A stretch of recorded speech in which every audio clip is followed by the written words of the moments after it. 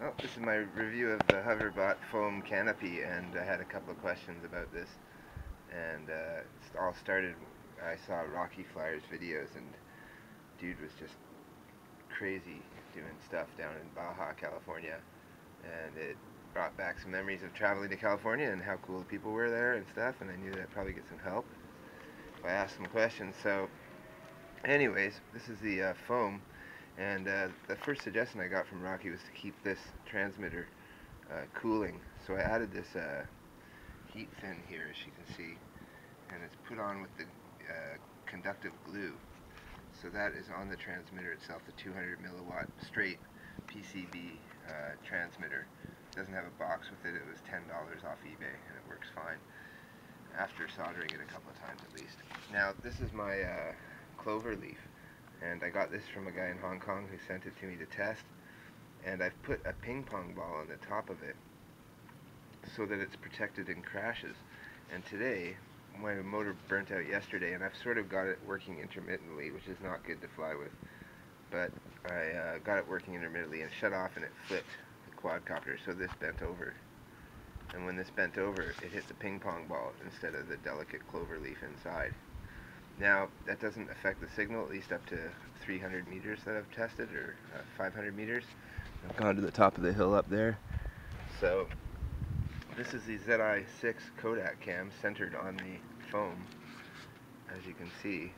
And I've added banded steel here, bent on an L, and then a stiffer piece in the back here to support the LCD and the actual digital board, because I've stripped this Kodak right down to just the boards and then coated it in foam so that it would be protected in crashes.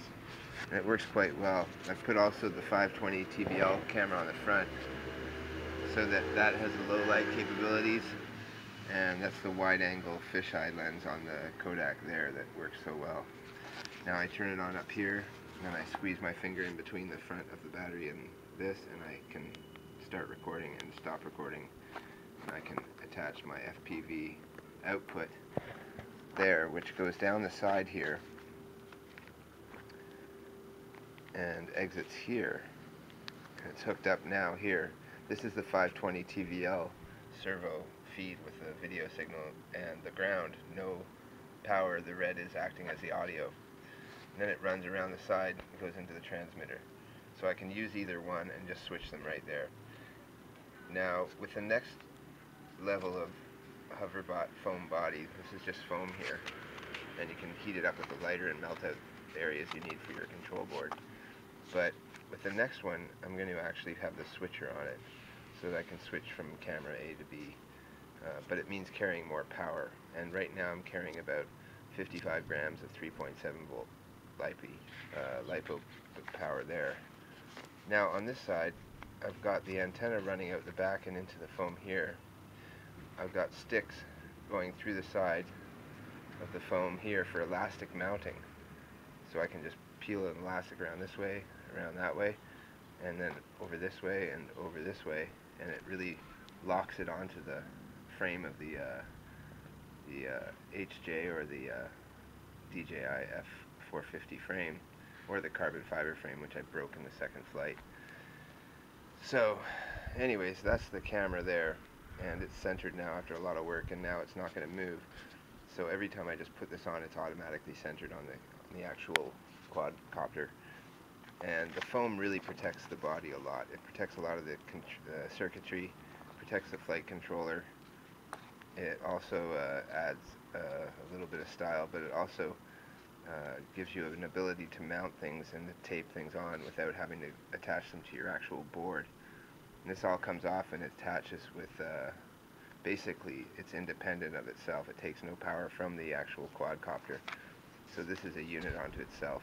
So I can take this off, work on the quad, fly the quad, and then put this back on, which is about 300 grams or 280 grams, including all the SD cards, batteries, camera, HD camera, and then fly it.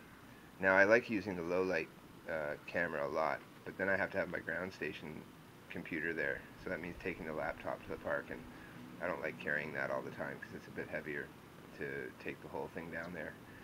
And Yeah, I'll do a test of the reception later, but this is like I said, this is a thicker cable for the cloverleaf, insulated cable, and I think that insulation really helps it stop bleeding, whereas the smaller coaxial cables like this are probably not as good for shielding.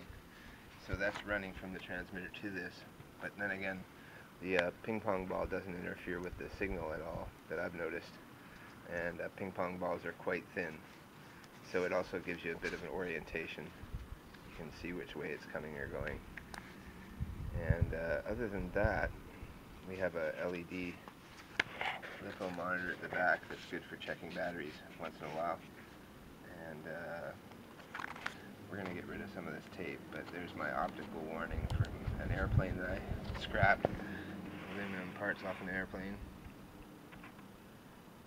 You can see the sort of a warning about going into the haze, and since we are FPVing, it's actually being a piloted vehicle. So there you go, and we've got ferrite around the transmitter power, which has cleaned up all that static that I had before. So I don't know if that's really helped a lot, but it seems to have helped a lot. And this is power for the transmitter, independent, 1000 mAh battery, and then a 600 mAh battery, which is getting a little puffy for the cameras. So I can split that and put it into both cameras, or just run the Kodak off of it and record with the Kodak with SD card while I'm flying. So there we go. We got the motors sort of working. We're going to try it again, and we're going to see if the arm holds up. I broke an arm this morning, a repaired arm. The glue's not really holding. We got to put bracing on it. So I'm doing that, and let it dry, and then when this wind dies down, we will go out and try another FPV.